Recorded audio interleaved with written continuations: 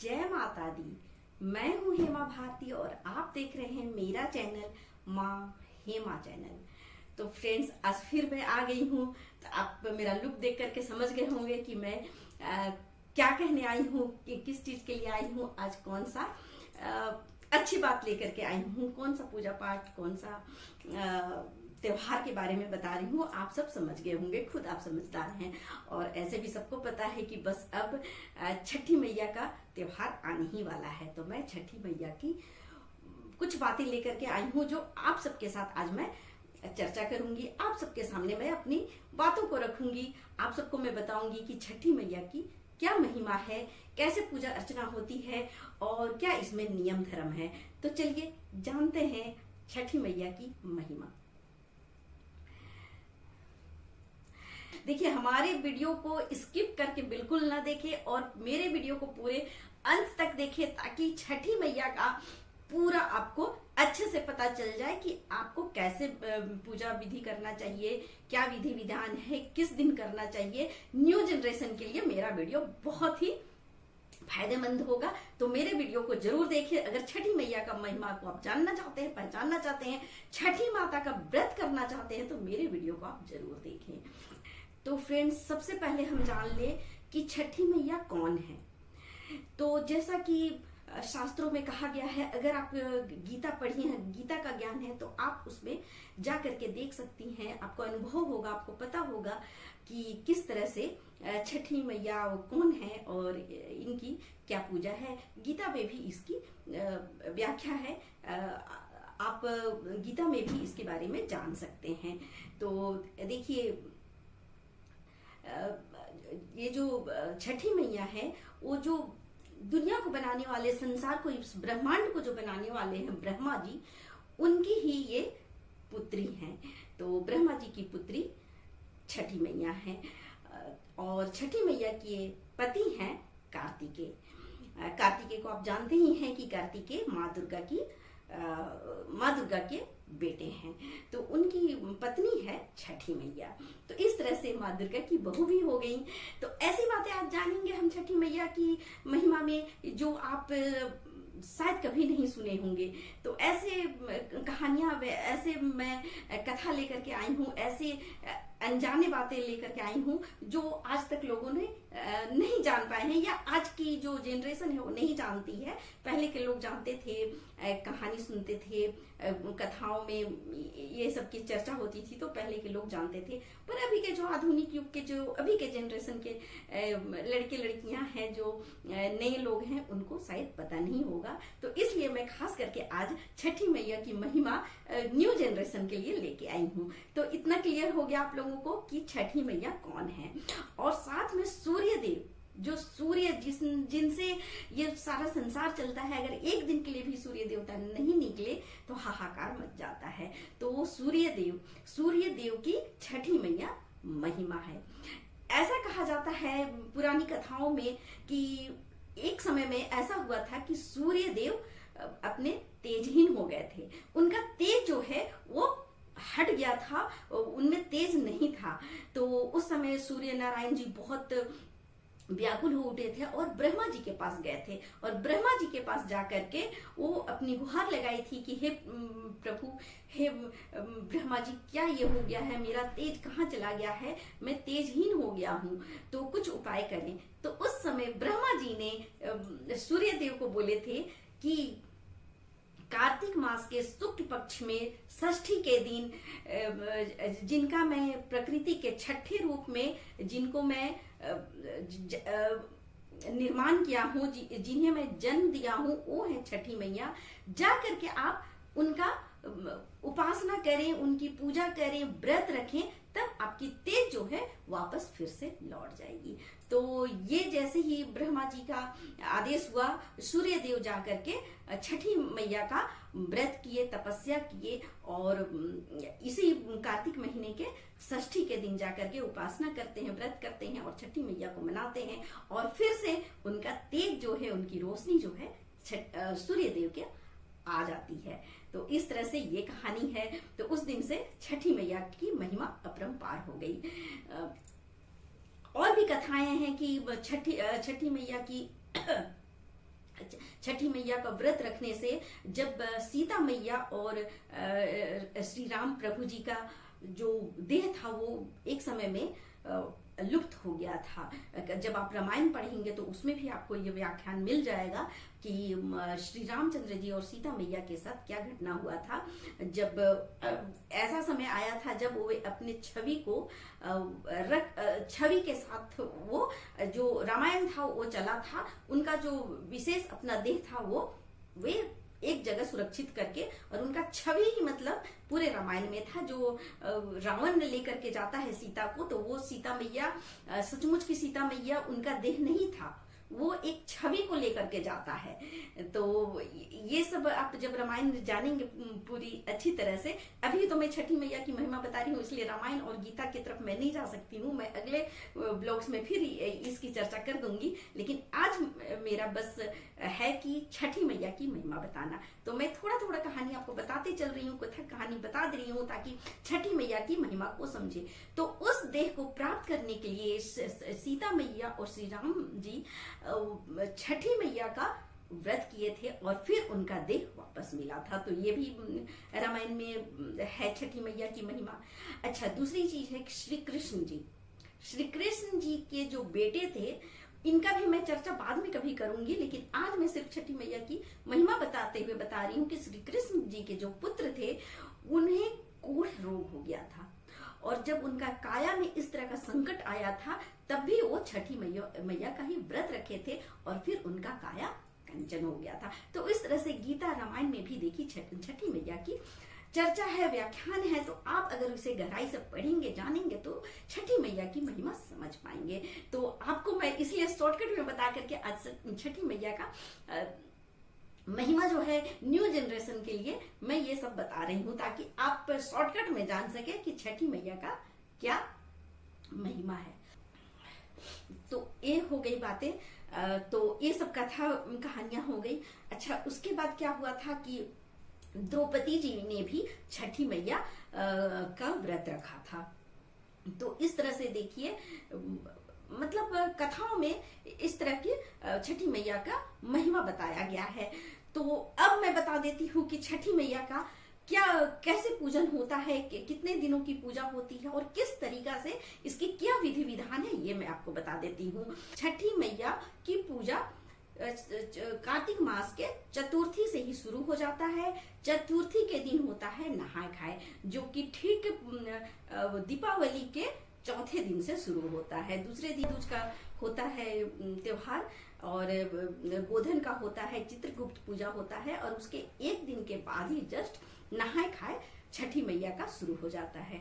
तो चतुर्थी के दिन होता है नहाय खाए, जिसमें कि जो व्रती होती हैं, इसमें देखिए ये भी मैं क्लियर कर दूं कि कुंवारे लोग नहीं करते हैं, लेकिन अगर चाहते हैं, अगर उनके मन में इच्छा आ जाती है और अगर वो किसी विशेष जैसे वो करना चाहते हैं तो कर सकते हैं, ऐसा उसमें रोक नहीं है। लेकिन अधिकतर कुंवारी कन्या या फिर कुंवारे वर को नहीं करना चाहिए, क्योंकि इसमें बहुत ही कष्ट होता है, बहुत नियम धर्म होता है। तो अगर शादी के बाद ही ये त्योहार करें तो ज्यादा उत्तम होगा, लेकिन अगर जो करना चाहते हैं कर भी सकते हैं। तो ये हो गई पहली बात। दूसरी बात ये है कि जो व्रती होते हैं, इसमें देखिए ऐसा नहीं है कि स्त्री कर सकती है या पुरुष कर सकते, ऐसा कोई बात नहीं है। इसमें कोई अंतर, छठी मैया कोई अंतर नहीं रखी है स्त्री पुरुष में। आप अगर स्त्री हैं तो भी कर सकती हैं, आप पुरुष हैं तो भी कर सकते हैं। बात यह है कि संतान प्राप्ति के लिए जिन कपल्स को, जिन जोड़ियों को संतान की प्राप्ति नहीं हो रही है तो वो इस व्रत को रखते हैं तो संतान की प्राप्ति हो जाती है। ये छठी मैया की अपरंपार महिमा है। तो इस तरह से संतान की प्राप्ति के लिए इस छठ का विशेष महत्व है। तो मैं बता रही थी आपको कि नहाय खाए के दिन कैसे क्या क्या पूजा किया जाता है, तो ये जान ले हमारे न्यू जनरेशन कि नहाय खाए के दिन सबसे पहले तो ये हमें ध्यान रखना है कि सुबह सूर्योदय से पहले ही उठ जाना है।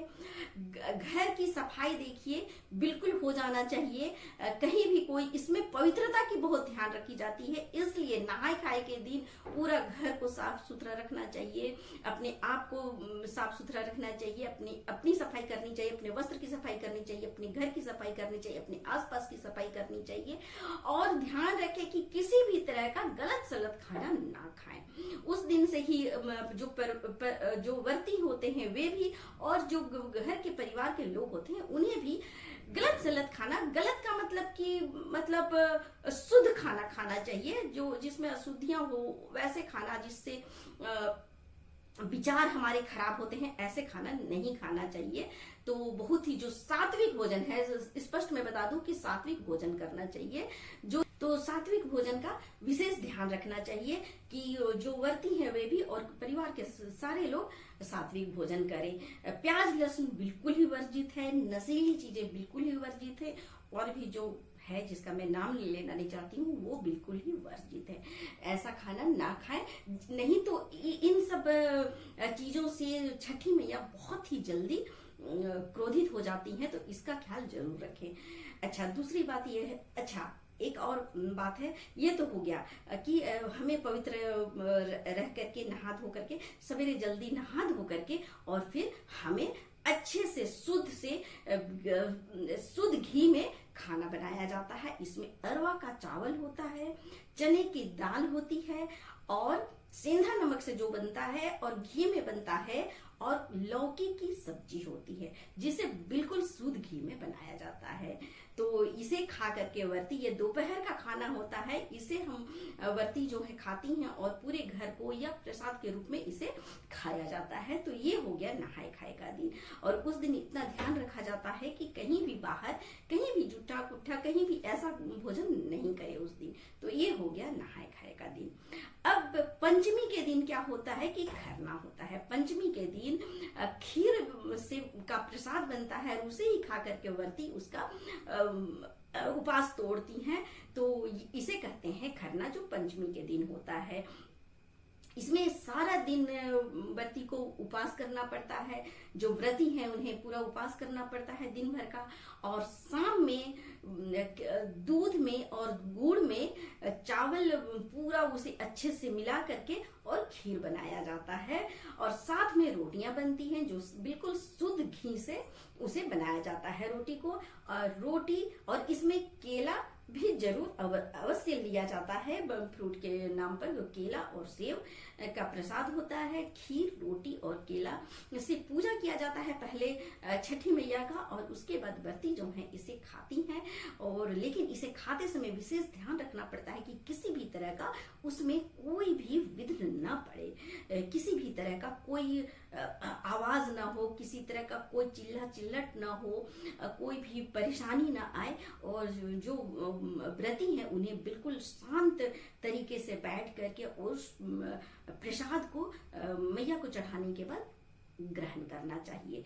और अगर किसी तरह का कुछ भी ऐसा लगे कि नहीं, कुछ आ जाए प्रसाद में, या कुछ आवाज, ऐसा कुछ भी मतलब विघ्न पड़ जाए अगर, तो उसी समय व्रती को खाना छोड़ दिया जाता है, छोड़ देती हैं, और उसी प्रसाद को सारे जो व्रती खाई हैं प्रसाद को, उस अपना भोजन जो जूठा छोड़ी है उसी जूठन को पूरा परिवार खाता है और प्रणाम करता है। और फिर पूरे इसमें नियम है कि जहां तक हो सके आस पड़ोस, रिलेटिव, सबको इस खीर के प्रसाद को सारे टोला महला सब जगह वितरण किया जाता है। और इसे जो ग्रहण करते हैं उन्हें भी ध्यान रखना पड़ता है कि सात्विक ही भोजन ले, कोई इधर उधर बाहर का खाना ना खाएं, इस तरह का उन्हें भी ध्यान रखना चाहिए। तो ये तो हो गई पंचमी तिथि की।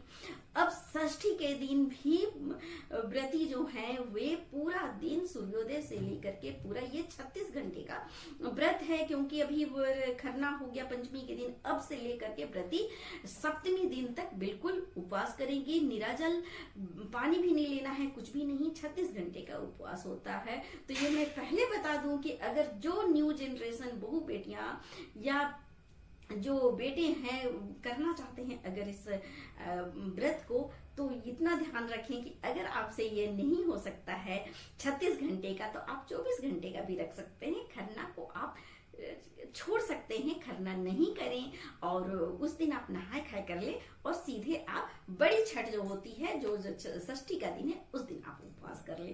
तो ये देखिए बहुत ही आसान हो जाएगा हमारे न्यू जनरेशन के लिए कि उन्हें 24 घंटे का ही उपवास करना पड़ेगा। अब देखिए मैं आपको बता दूं कि षष्ठी के दिन पूरा दिन उपवास रहना पड़ता है। उस दिन बनता है ठेकुआ। छठी मैया को प्रसाद चढ़ाने के लिए ठेकुआ बनाया जाता है, बिल्कुल शुद्ध घी में नहा धो करके बिल्कुल पवित्र होकर के ये ठेकुआ बनता है और ये बड़ा ही स्वादिष्ट होता है। तो इसे जो महिलाएं हैं सभी मिल करके बनाते हैं उस दिन बहुत अच्छे से, और इसके साथ ही बनाते बनाते गीत होते रहता है। कहा जाता है कि जब भैया दूज हो जाता है, गोधन कुटा जाता है, तो उस दिन से छठी मैया का जो गीत है वो शुरू हो जाता है।